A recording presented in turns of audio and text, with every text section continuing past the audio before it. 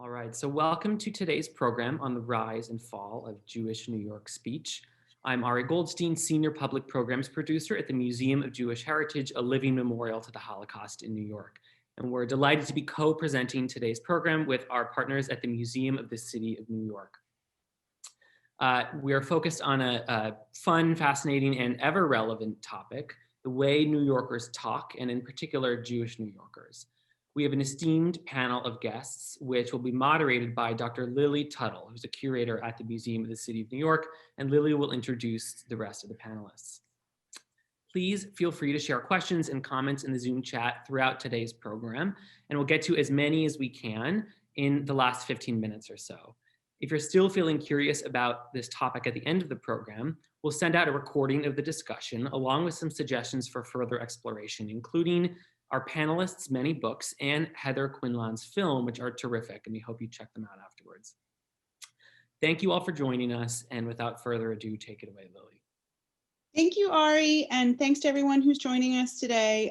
As Ari mentioned, my name is Lily Tuttle. I'm a curator at the Museum of the City of New York. We're located up on 103rd and 5th Avenue, so please come check us out as soon as you are able. I'm going to introduce the panelists and have them tell you a little bit about their work, and then we're going to dive into a lively conversation and save some time at the end for Q&A. So if you can pop your questions into the chat, I'll take notes as we go about what seem to be some really rich questions, and we'll leave time at the end. All right.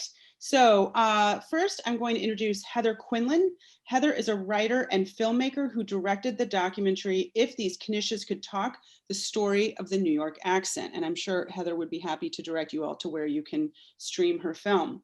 Next is Dr. Deborah Tannen, a best-selling author and professor of linguistics at Georgetown University, who published her doctoral dissertation on New York Jewish Conversational Style. Then we have Dr. Elise Graham, also known as E.J. White, the Associate Professor of English at Stony Brook University and the author of the recently published You Talkin To Me, The Unruly History of New York English. And I think that is another recent product that you should go out and get a copy. And then finally, Dr. Michael Newman is Professor of Linguistics at Queens College, City University of New York, and author of New York City English. Thank you all so much for taking the time today. And I guess we'll start off with Heather, if you just want to tell us a little bit about your work and what came to motivate you to make this documentary. Hi, everyone. My name is Heather Quinlan, and yes, I did a documentary called If These Knishes Could Talk, which chronicled the New York accent. And just as part of an introduction to not only the film, but my philosophy behind the New York accent, I'm just going to show a quick clip of one of my interviewees. Hopefully this will work. We're going to see here. I'm sharing the screen.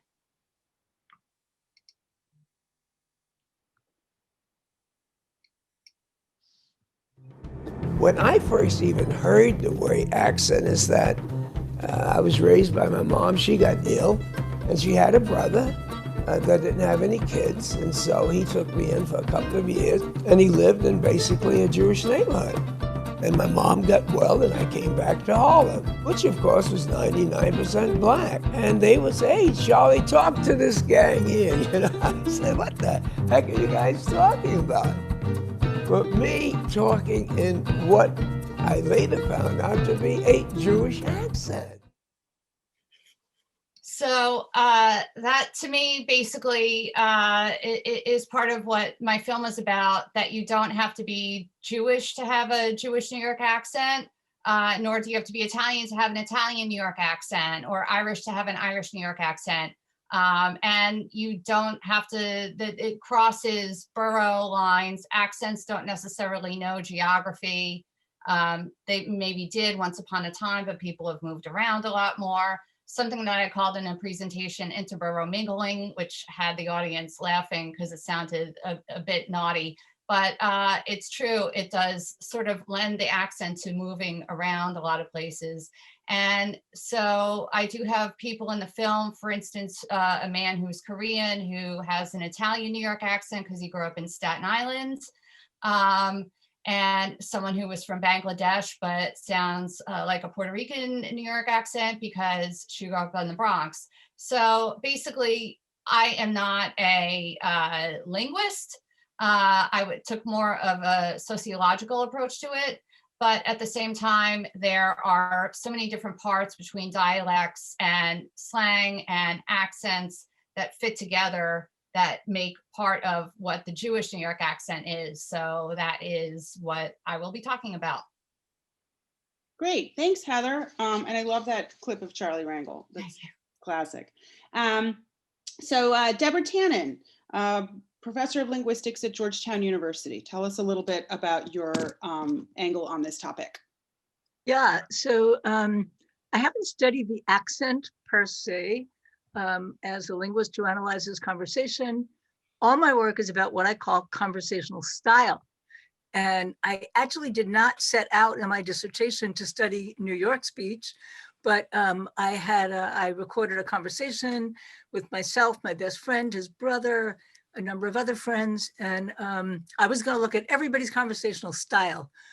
Well, I couldn't, because the three of us who were from New York, Eastern European Jewish background, we did most of the talking, and our friends who were from California, Northern Christian background, had a hard time getting the floor.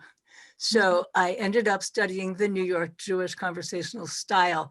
And it's an ethnographic study. It's based on that one study, but people have told me that it rings true for a broader, for more speakers. So I'll have time to talk about more specifics later, but by conversational style, not accent, but how relatively direct or indirect you are, how fast you speak. The New Yorkers tended to speak faster, but although we had short pauses between turns, we had very long dramatic pauses within turns. Told more stories. The stories could be about more personal topics. Often the point of the story was dramatized rather than said. Like one person said, and then I thought, oh, that explains so many things. And the Californians were waiting for him to say what it explained, but we New Yorkers knew he had just dramatized it. Shifted topics more abruptly. We had, if you tried to bring up a point and the other people didn't pick up on it, you just tried again. One person used this persistence 7 times, just kept trying until he got the point across. That means that it's not our business to make sure you have a place to talk. That's your job to find the place to talk. So there are, and many other things too. Machine gun questions, for example, where I asked somebody, you from LA? What do you do there? You're a writer? For us, that high pitch and clipped syntax was a way of saying, this is casual, answer if you want, but it could come across as demanding. And we'll talk about this more later, but that's really the bottom line of my study, that ways of talking that you share with people, if you share a conversational style, they know how you mean it and they probably judge you the way you judge yourself. But if you talk to people whose styles are different, they can have impressions that that wouldn't have that effect with people who share your style. So we can say more about why the Californians had a hard time getting the floor. Great, thank you so much. That's truly very interesting. So next up, Dr. Elise Graham. Tell us a little bit about your new book and what you found.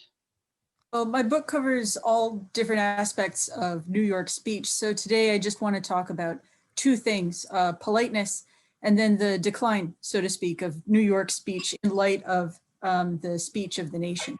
So on the one hand, as Professor Tannen points out, politeness, niceness inside New York is going to be very different from the way it's seen from California. So if you want to know whether someone likes you in New York, you have to say, is this person animated? Are they asking rapid fire questions? Is their speech clipped? Are they making small talk in the form of complaining, thereby inviting you into the good fight against the world? These are all things that outsiders would say, oh, these people are very rude. They keep interrupting me. They keep complaining. Whereas New Yorkers know it's just the way that you embrace other people. It's just the way that you're nice.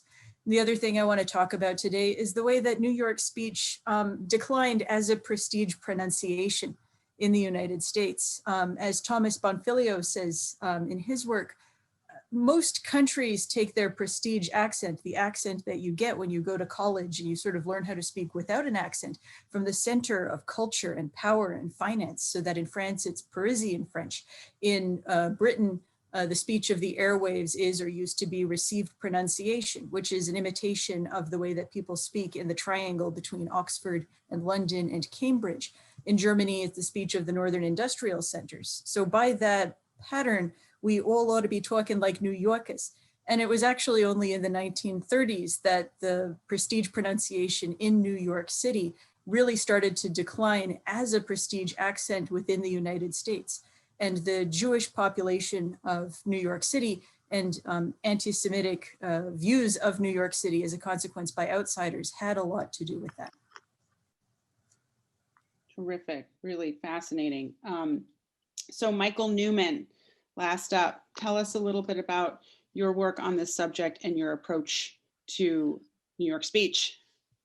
Well, I'm the accent guy here. I'm been working. The book I wrote is mainly, a lot of it's focused on the sounds that are New York City, what makes New York, the New York dialect particularly distinct.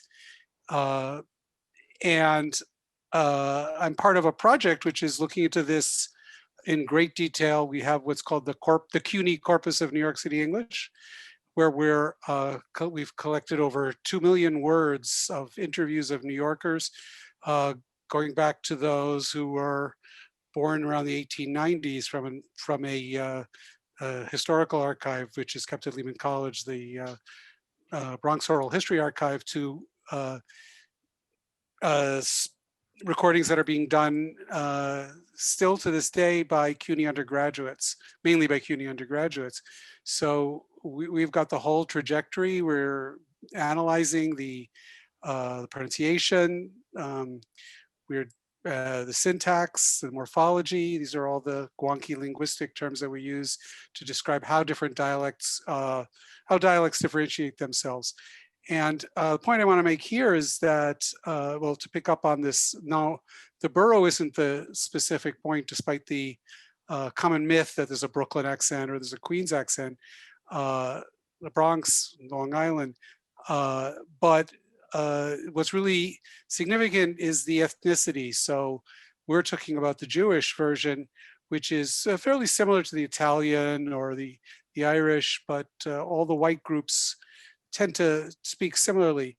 But I also want to pick up on something Heather said, is just because you're Jewish doesn't mean you speak in a noticeably Jewish way. You could sound like any other group, depending on your sort of affiliations, ideological affiliations, attractions to different groups, who you grew up with. And those are the types of questions, getting exactly what are the determinants? Why do people speak the way they do? And we're going to be doing that with our study of the New York City English through the corpus. Yeah, that's great. So I guess I wanted to ask each of you, and maybe if you could sort of, kind of reach back into your own research, and if I had never been to New York, if you had to kind of explain to someone who had no access to this, how do New Yorkers speak? What is it? What is it about New York? I mean, as I sit here gesticulating and looking at the comments, this is something that seems to be relevant. What is it that has sort of motivated you to look into New Yorkers' speech? Because I think that if this is enough to sort of fill the hour, I'm really curious as to kind of like where, what is the defining aspect of this speech? And I wanted to sort of kick off with Deborah, actually, because you do something slightly different where you look less at accent and more at kind of the conversational style. Yeah, I did mention some of the aspects of conversational style, but I want to, and I will mention more, but the overall ethic behind it, it's what I call high involvement. And Professor Graham made some reference to that as well.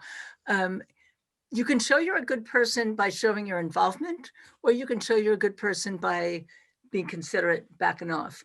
no, it's different senses of being considerate, different senses of being polite. So this high involvement style shows you're a good person by showing your enthusiasm. You stand closer, you speak a bit more loudly, you ask more personal questions, you give more personal information. Somebody told me she had lunch with someone. She was from the Midwest. He was from New York.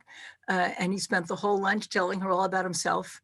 And she said, "Why are you telling me all this?" And he said, "I want to get to know you." Well, it sounded absurd, but if you assume that telling something personal will invite the other person to tell something personal, it is a way to get to know you. And I'll say something about the pacing and pausing, which is, I think, why it was a little bit harder for the Californians to get the floor. Anytime two people speak, you have to know when it's their turn and when it's your turn. And one thing we judge by is how much pause they've left. Anytime two people speak, if one is waiting for this much pause and one is waiting for this much pause, this comes first. And it's totally well-intentioned. You're waiting for this much pause, it's come, it's gone. You start thinking, uh-oh, the conversation's winding down.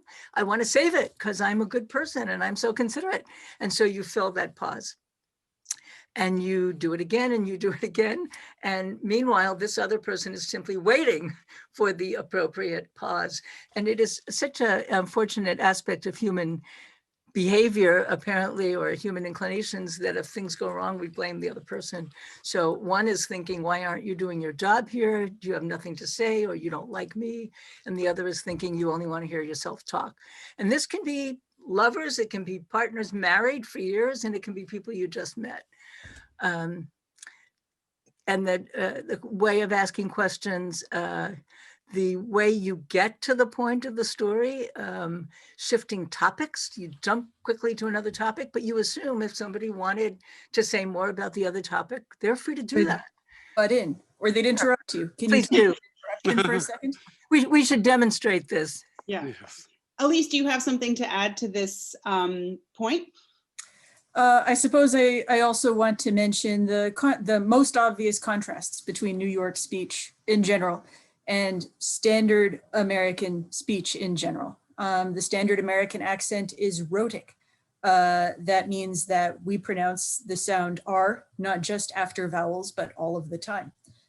We use a sound in the word rather that rhymes with, so to speak, with hat instead of with father. It's not rather as it used to be in the upper class New York accent. We don't have an intrusive R, which is to say that some accents, and a lot of British accents are like this, and a lot of New York accents are like this, will add an R if it comes in between at a point that's after the end of one word, before the beginning of another word, and the end of one word and the beginning of the other word are vowels. So instead of the idea of it, it's the idea of it.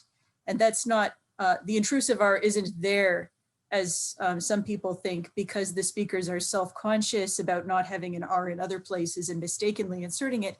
That's just a natural thing that they add. So someone like John Oliver, who's a British television host, would say America Online instead of America Online. And actually some features of New York speech do seem to come directly from Britain, because it was a port city in the 18th century and people wanted to imitate sophisticated London speech.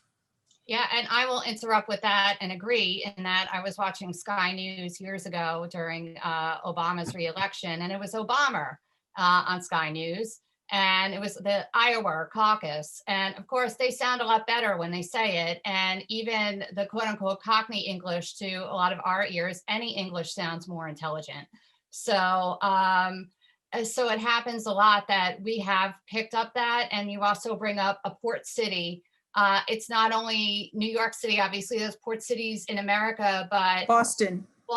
And also what I found out in my film is, and I apologize, I've been painting my house. I have green paint all over my hands. I'm not ill.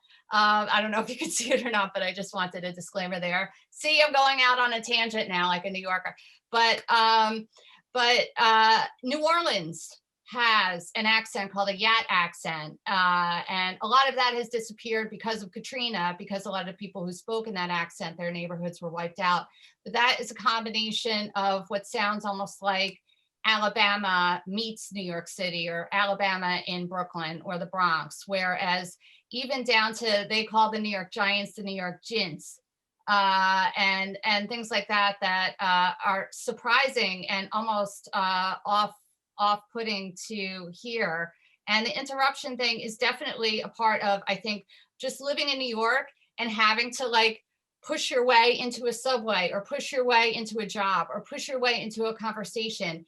I think it's a cultural kind of thing that comes through in the accent as well. And it's not always done in anger. It's rarely done in anger. It's more like, I'm agreeing with you. Yes, I get it. So I'm saying it too. And like Dr. Tannen said, we loathe silence. We hate silence as much as we think that we like silence. Having silence in a conversation is almost like neurotic. So we will fill it in, and then we sound pushy. I would just love to add, maybe we could even be careful about using the word interruption, because often it's talking along to show enthusiasm. Totally. There is such a thing as an interruption, but often talking along is not one, and is perceived as one.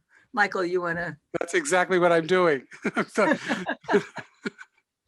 Another way to put it, I would say, go ahead. Go ahead. Okay. Well, the whole talk, we sort of got into the history a little bit. A lot of the New York City features, particularly the vowels, go right back to the first British settlers, the first English settlers. We can see how New York vowel system, the traditional New York vowel system, fits in with the on a range from Boston to Philadelphia. We have certain things in common with Boston, such as the R-lessness, and we have certain things in common with Philadelphia, such as the aw vowel. It's very distinct, shared, but it's shared between the two cities. So we fit in mainly in the vowels, but then we have some features which come from immigrants. The Irish contributed the yiz, which we're all very proud of. And like yiz want to go. I don't think we send too much yiz guys want to go. That's a stereotype. Maybe I haven't really heard it very much, but I've definitely heard yiz. When he is going to do your taxes and things like that. We're coming up. And from Italian and Yiddish, we get our dental T's. So these T's, ins, which are pronounced on the teeth rather than on the above the teeth on the pizza where you burn your pizza. Your part of your mouth that the pizza burns. It's called the alveolar ridge. Almost everybody else who speaks English pronounces their D's, T's, and N's there, but we don't. We put our tongue right on our teeth, and you can hear that with. You could have heard it with Ed Koch. You could have heard it with. You could hear it with Andrew Cuomo, and people that are not from the same origins have picked it up. So John Liu, the state senator who's born in Taiwan, definitely nice dental T's, but. As soon as we get these combinations. Do you have you said, I think you have a clip you want to share, because I was going to ask you about, sort of like really giving us the definition of the New York accent, which is what you're doing. And I want to move into a conversation about sort of where this all came from and how much it's kind of, condensed and then dispersed. But maybe you could start us off with like this little kind of audio example. Well, the audio example comes at the end here, but we'll see. There we go. We have the Jewish version of New York. Obviously, comes from these people here, right? They weren't speakers of New York City English for the most part. They were speakers of Italian, of Yiddish, of various Slavic languages, and they all mixed on the Lower East Side, sometimes in unsavory ways, like when Meyer Lansky ran into. I'm blocking on the name, which they formed Murmur Incorporated together as Italian gangster, and sometimes in more productive ways. So they mixed here. New York Jewish English starts with the next generation. So we have one here with his famous mitten. And he's very much a speaker of New York Jewish English, and then a somewhat younger version. Everybody knows who she is, Fran Drescher. And then we have another one who was voiced by a Californian, but with a New York accent. So we can say it's Jewish English because Mel Blanc was Jewish, even if he was brought up in San Francisco. And the next generation, we see sort of modifications. So Jerry doesn't sound like, doesn't really sound exactly like someone like Bernie. And we also have new Jews. The Bukharian Jews have taken up so much of, like in Forest Hills, have moved into Forest Hills, along with this group, which is from Azerbaijan, also live in parts of Queens and parts of Brooklyn, called Mountain Jews. They're from Azerbaijan, and other Central Asians and Mizrahi Jews. We have a lot of Persian Jews in Great Neck, for example. And each of these groups is bringing their ways of speech, their backgrounds, not Yiddish this time, but Persian languages, in this case, or Iranian languages. We also have a growth of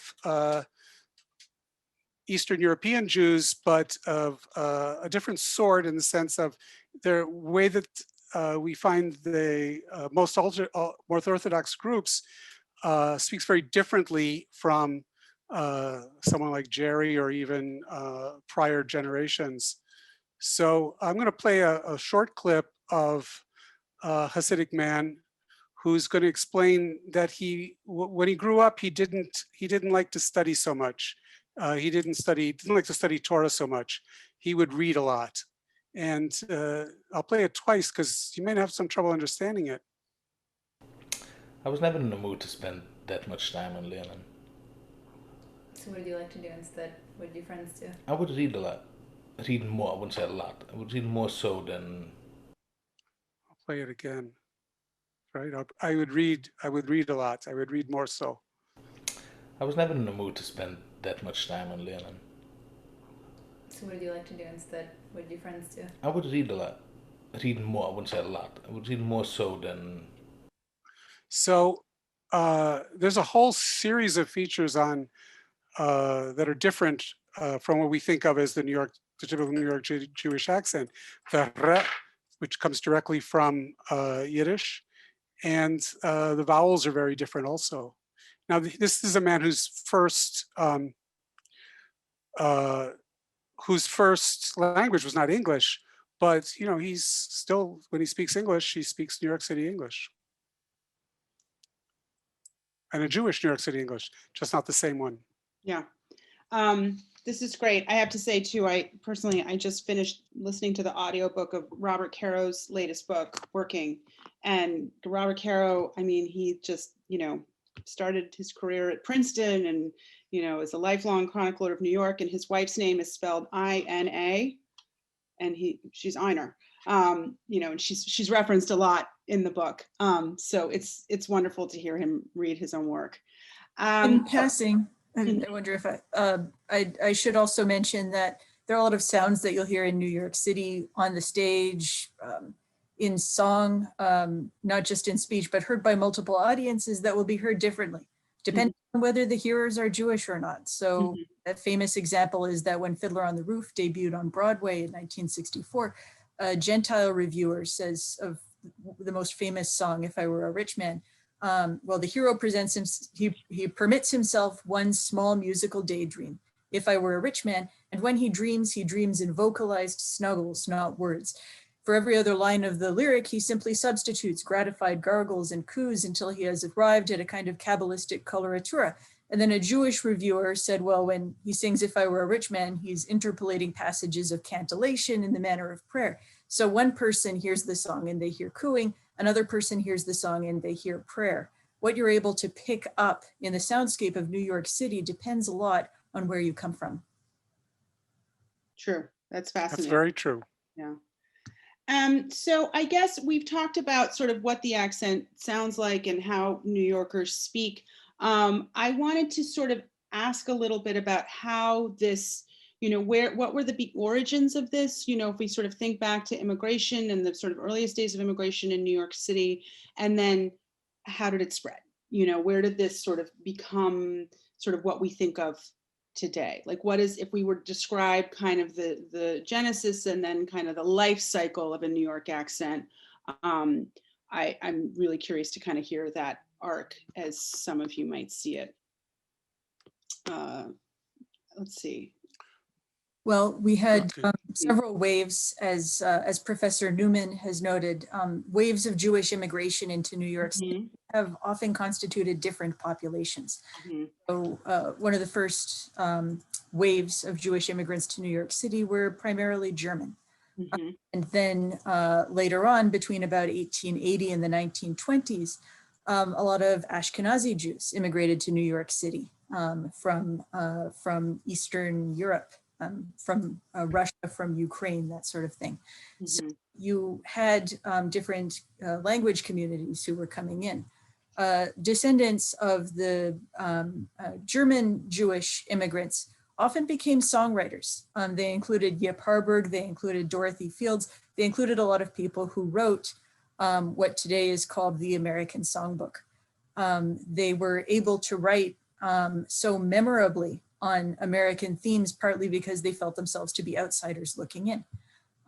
In the meanwhile, they did sneak a lot of sounds into speech that was considered upper class New York speech at the time.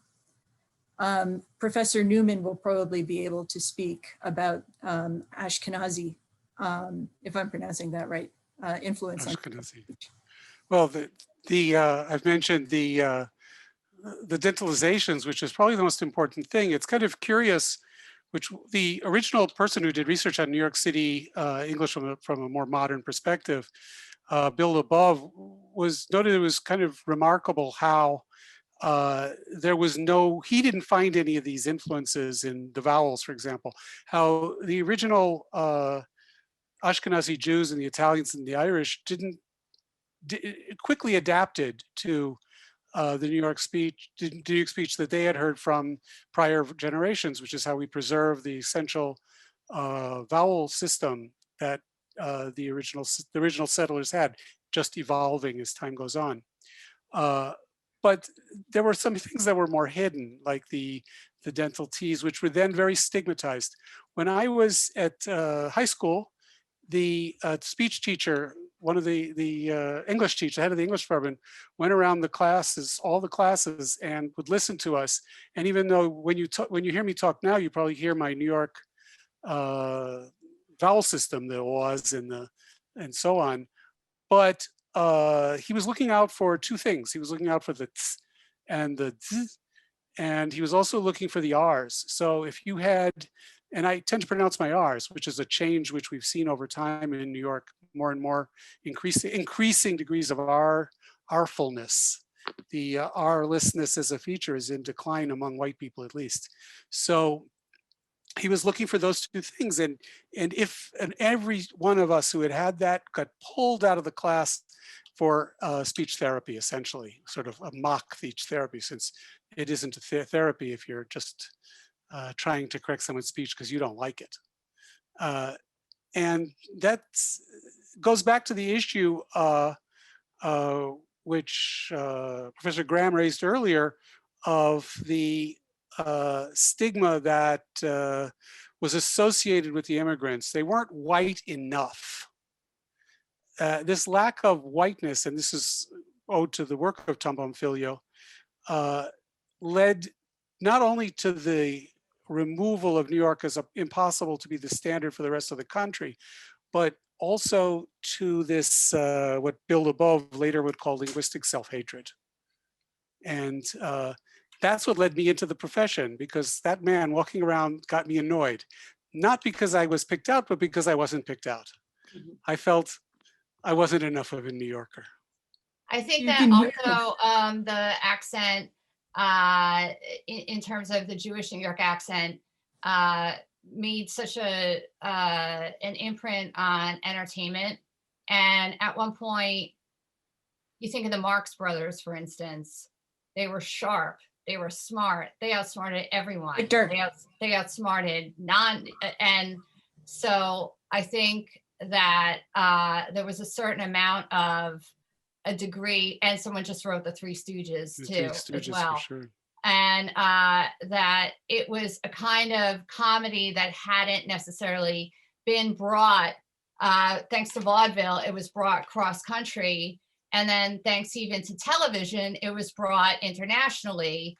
There are so many people overseas, you know, even in the Highlands of Scotland, who know the Marx Brothers and who know all these other accents and things. We can't understand them, but they can understand us from that. And so from back then, I think there was a certain amount of feeling that maybe not always necessarily Jewish New Yorkers specifically, but New Yorkers as a whole. And a lot of that was because of vaudeville and the Marx Brothers and people who had to use Yiddish in comedy. Like I interviewed Pat Cooper, who's Italian, Pasquale Caputo, right? And so he had to use a lot of Jewish comedy. And I think on the one hand, that was really something that was almost a point of pride in a lot of ways, and very much a part of people's identity, because a great amount of accent has to do with your identity, whether you keep it or let it go. I don't know if it's always a conscious effort on someone's part, but say I moved to Arizona, I can either lose my accent and fit in more, or I can keep it and be like, F you, Arizona, this is where I'm from, whether Arizona cares or not. It's important to me. And someone's just putting in that there's a great clip of Jimmy Cagney in Taxi from 1932 talking about, he's translating Yiddish to someone, and the Irish cop, who obviously has no idea what the person who's in Yiddish is talking about, says to Jimmy Cagney, where did you learn this from? And he says, Delancey Street. And indeed, Jimmy Cagney did learn Yiddish from Delancey Street, from entertainment. I think where it becomes linguistic self-hatred is around the time of All in the Family. Mm-hmm. And I think that made people more self-aware of their accent, that they're bumbling, they're stupid, they're small-minded, they're stuck in Queens, and you know, so that's my part in it. Last thing is, I did an interview with a deaf New Yorker. I put it in the thing where he signed that the New York accent, they sign faster, they curse more, they have Jewish slang in a way that when he taught in Ohio, he couldn't necessarily figure it out, but he felt much more relaxed there. So I think that I've mentioned about 10 things at once, but I just wanted to get them in. And I think that, yeah, that kind of sums up for me a sociological point about the accent, the unspoken part and the slick part, and the evolution from smart New Yorkers to maybe the stupid New Yorker, and then back again to smart New Yorkers, because then the gangster movies became very popular. So as a point of comparison, there are old wax cylinder recordings of Teddy Roosevelt. And he says, the soul of men boin with the fire of lofty endeavor. He says boin, you can listen to him. And we would say, oh, that's Bugs Bunny talk. That's Groucho Marx talk. That's not, and he was, you know, this was an elegant, you know, wealthy New Yorker's accent. The New York accent actually has turned over very quickly during its history, partly because it would so rapidly become stigmatized every time a new feature of the New York accent would come into prominence. So I have to raise a question. Could I just quickly add something here? Yeah, kind of picking up on your initial question, but also something that that Michael just said. There's a tremendous aspect of class in here. I also went to a high school. It was Hunter College High School, and I know Michael went to Stuyvesant. So for those New Yorkers who know these schools, and I was told by an English teacher, I'm from Brooklyn, that she was going to give me a failing grade until I stopped dentalizing. It was this kind of finishing school aspect to it. Mm-hmm. And I think what Elise said about the German immigration versus the Eastern European immigration is huge. Everything that I say about New York Jewish conversational style does not apply to those of German Jewish extraction. It's the East European Jewish extraction. And there's a tremendous class element there. The embarrassment that German Jews were embarrassed by these Eastern European Jews who were behaving in this way, talking in this way. And I think it's the influence probably in New York of the Southern Europe and Eastern Europe massive migration at the end of in the 1800s and into the 1900s. So it's the Italians and all those East Europeans, the Greeks, all of whom have styles. When I talk about high involvement style, it applies to all those cultures. Well, Deborah, all of which and apply. that's a great segue into what I wanted to ask next, which is some of the chat comments have sort of raised the question or basically asked us to sort of problematize the idea of a New York accent. Is that way too oversimplified? And, you know, is in all of your work, you know, all four of you, you know, can we describe a New York accent, or is that just too much of a generalization? And what does that sort of tell us, and what does that miss? Because there was another question that came up also about, you know, we sort of this term of the melting pot, which has, you know, sort of come in and out of style as a concept. But is there a linguistic or kind of a speaking style melting pot in New York City?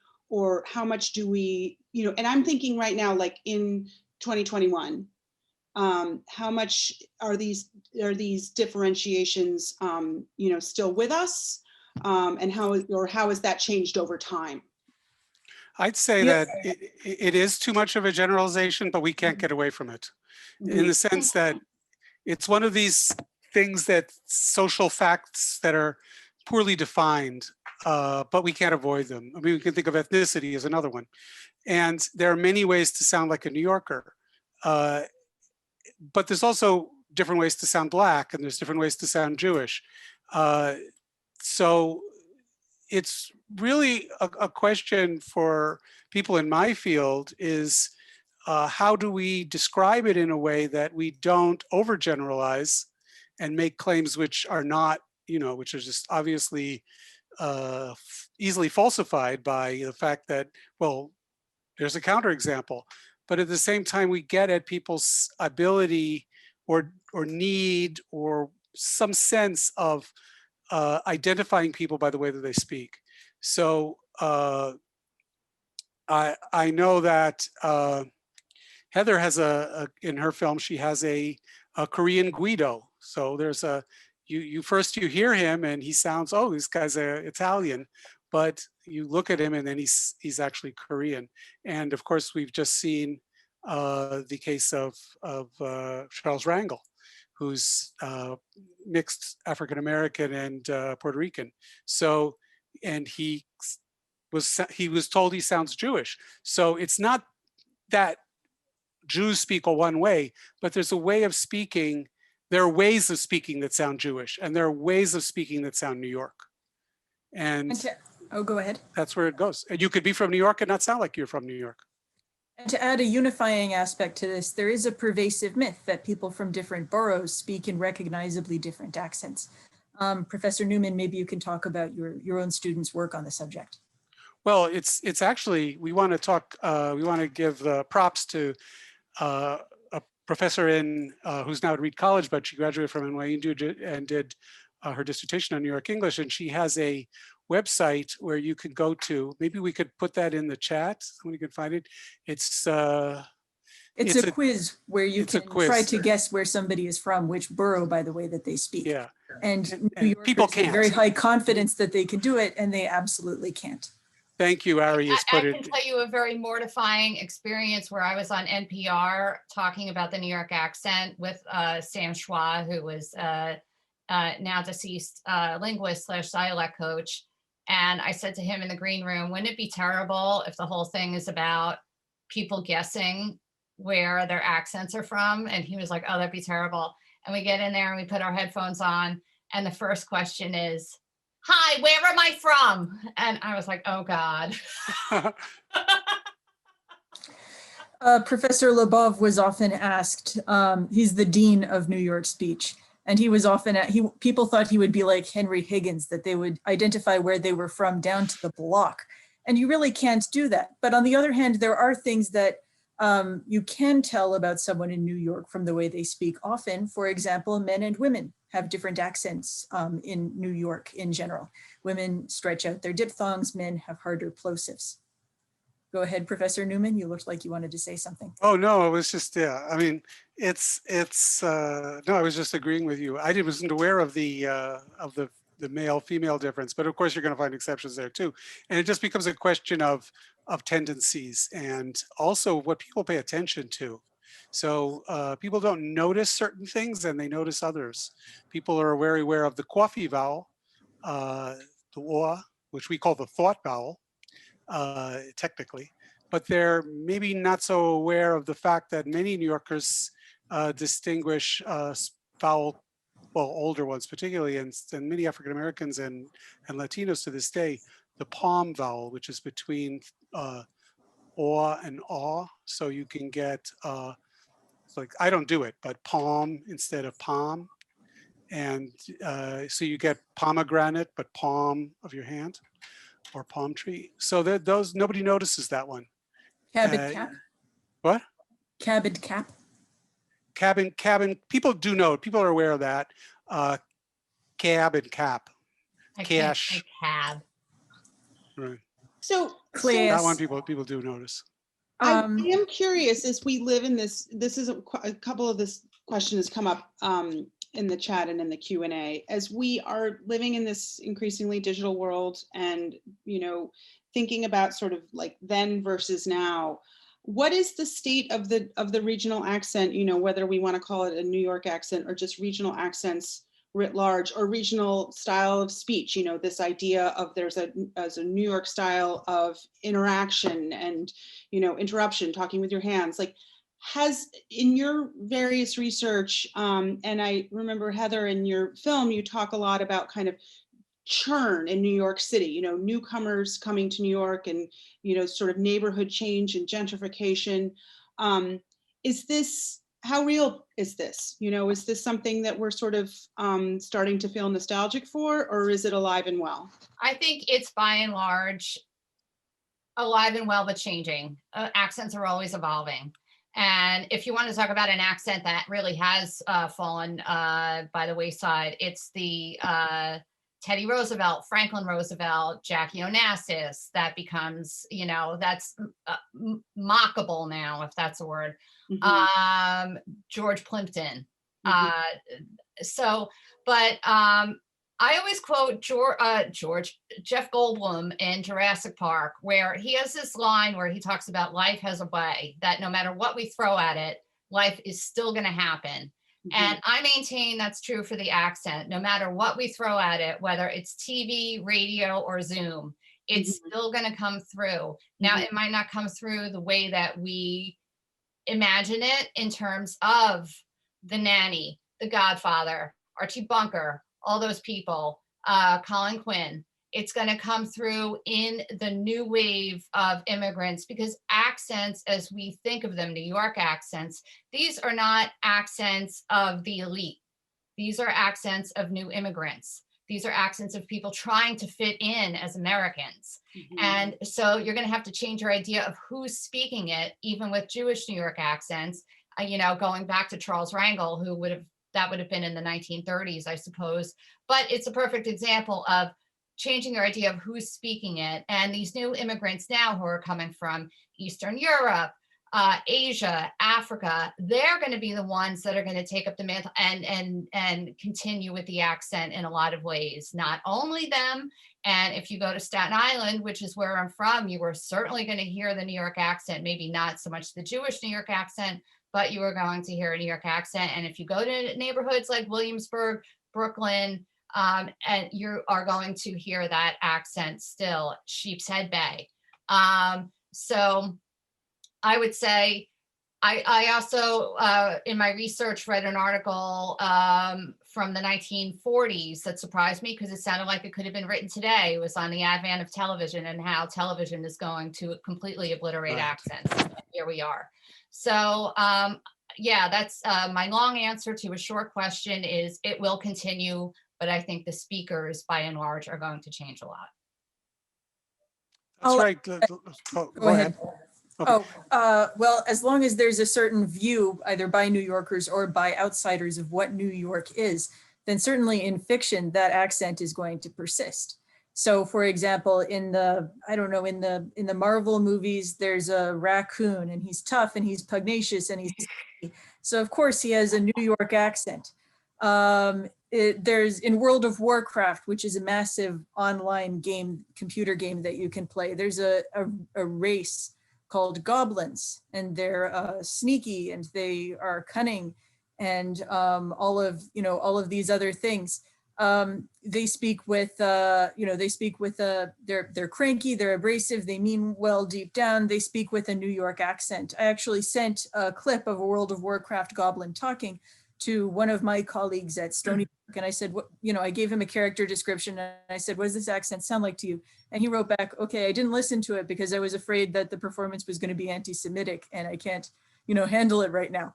And I didn't actually intend that but on the other hand, yes, Jewishness is marked in there in a way that's probably not 100% good. It's also very clear that the character is meant to be flagged as a New Yorker. He's a wisecracking, smart guy. New Yorkers are proud of this. The fellow who speaks ASL in your documentary, he says, we speak faster, we swear, that sort of thing. That's because we're New Yorkers and things are nice and straightforward. Sometimes I write up on the board for my students a list of complaints that Americans in general have about the way that New Yorkers speak. My students always take those complaints as compliments if I don't tell them beforehand that they're complaints. They say, yeah, we tell it like it is. As long as people have an idea of what a New Yorker is, of course, they're going to attach that to an accent. That's right. What we're finding in our research with the CUNY corpus of New York City English is that some of the features which we would think of as typically New York are either in decline or in partial decline. So the or vowel, the thought vowel, the difference between cab, cash, and cop and cat. So the two vowels, the differences there, that seems to be on its way out. The R's, which I mentioned earlier. But this is something which is happening in many places. Many of the particularities are similar in Philadelphia, which has a similar system with the cab cap distinction. But what's not happening is this homogeneity. I can't even say it. Homogeneity. We're still sounding more, perhaps we're moving to regional distinctions, and new things are coming in which people aren't aware of. So probably older people, older than I'm in my 60s, but the generation before me would not have distinguished high and height, different vowels there, and we're doing that. And younger people are making that even large, even a greater distinction. Actually, they would be more like high and height, but now it's the high ride-right split, isn't it? Yeah, it's in Canadian. That comes from up north. Yeah, it was originally called Canadian raising, but so these features are coming in, and they continue to distinguish New York and Philadelphia, maybe from farther south, and there's always new, exciting for us linguists sounds, changes in the grammar that are coming in, and will be preserving certain aspects of our identity. The one thing I want to say about some of the aspects of the problems of New York City English, before it was that we didn't sound white enough, even the white New Yorkers. Now that traditional accent is associated with a kind of provincial New York speech. And again, I'm going to reference Kara Becker, who did some work on that and found that the or, when you sound it, that's associated with a kind of provincial New York closed-minded identity, which is sad because I speak that way and I like it. Maybe I'll just make a quick comment about the association of ways of speaking and lexicon words with images associated with a place or an identity. Many Yiddish words have come into general New York English and more broadly in American English, kibbutz, for example. And another one is schmooze that you hear quite a bit. But the word has changed in its meaning in a way that totally irritates me. Schmooze, as I always understood it in Yiddish English, is shoot the breeze, just have a conversation, chat, casually, friendly. It has come to be used to mean chatting somebody up to get some advantage. Mm. And it strikes me as maybe a spillover of the negative associations, maybe with New Yorkers in general as aggressive, or even Jews as, you know, the negative stereotypes that would go with that that interpretation of that word. So that's a word I wish they had not entered more general use, or at least had entered it in its meaning, that original meaning as I understand it. Mm-hmm. Well, we're just about out of time, and I want to thank you all so much. I'm just sort of scanning the questions to see if there's anything. There's so much here. There's so much to talk about. I think one question that did come up that I was curious about for Professor Tannen was just if you could say a little bit more about California versus New York, because we're sort of the two coasts and it's like New York and LA. You know, what is it that you feel is the kind of, you know, the true distinction between the Californian and the New Yorker having a conversation? Yeah, so it was just by chance that the conversation that I recorded was three of us, Brooklyn and Bronx, New York, Eastern European, Jewish background, and then the friends from California who were not, who were Christian, and they were, by the way, more from the Valley than from Los Angeles. But it was generally this showing you're a good person by involvement versus showing you're a good person by backing off and trying not to impose. So fewer questions, speaking at a lower volume, asking fewer questions. If you did ask, they were sort of vague rather than pointed. And telling few. An interesting thing was when the Californians began to tell a story, then they could get and keep the floor. So if I counted words, they spoke almost as much as the New Yorkers did, but it wasn't the give and take. They had a hard time finding the right place to get in. But it's so important to point out, I don't think it was anything absolute about California and New York. It's all relative. Mm-hmm. So you may be the Californians, some of them actually who were in my study, go to New England, they're the fast talkers. They're the ones that are interrupting. It's all relative to the person that you're talking to. And New Yorkers may be talking with Israelis. We can't find the right way to get the floor, and may find questions more intrusive than the ones we would ask. So it's all relative, and I'm really happy that I get to make that point. We're never talking about an absolute conversational style. It's always how a style interacts with the people you're talking to. That makes a lot of sense. When the New Yorker Dorothy Parker went to Hollywood, she said, well, California is a place where you can be encouraged to death. And of course, there's an old joke. What kind of language am I allowed to use here? Yeah, it's up to you, you know. Well, there's an old joke that in New York, people say fuck off and they mean have a nice day, whereas in California, people say have a nice day and mean fuck off. Well, I think we'll end it there. Thank you so much. That's a great joke, actually. So I think Ari's going to come back to close us out, and thank everyone for joining us and, you know, spending some time together this afternoon. Ari Goldstein is gonna bid everyone adieu. I just want to offer a big thanks. That was wonderful. And so on behalf of the Museum of Jewish Heritage and the Museum of the City of New York, thank you to our panelists for sharing your time and expertise with us. And thank you to our audience for joining us and for all of your spirited comments and questions in the chat. I'd be remiss if I didn't say that all of our work at the Museum of Jewish Heritage and the Museum of the City of New York is made possible through donations from community members like you. So thank you to those of you who support our work already. And if you haven't, we hope you will consider it at the links in the chat. We'll send out a recording to today's program in a follow-up email tomorrow, along with links to our panelists' excellent books, Heather's film, and some other suggestions for further exploration. So thank you all again for joining, and we wish everyone a great afternoon. Thank you. Here, bye-bye. Bye. Bye.